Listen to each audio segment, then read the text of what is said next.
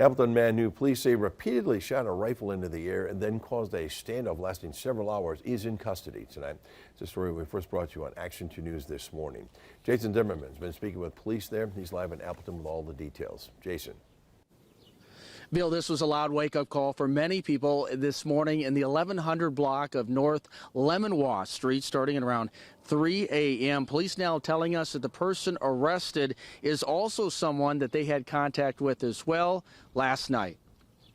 As soon as the first 911 call came in, responding Appleton officers say they too heard gunshots and then spotted a man, now identified as 37-year-old Torrey Robinson, firing off a rifle into the air outside his house. At this point, we do know that there was potentially contact with the male earlier in the night, and he was acting a little bit off, asking some specific questions about officers' uniforms and officers' equipment that they carry, which was already of concern.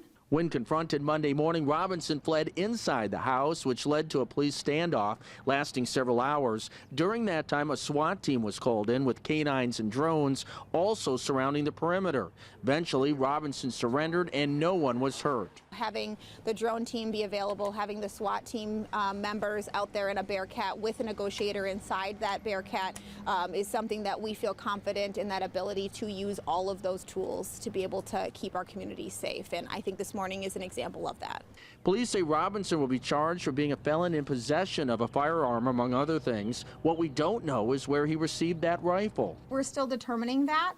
At this point, we just know that he had a firearm at some point during this incident, and that firearm was fired. We're still locating a lot of that information as to whose it was, where did it come from, and what specifically the use was.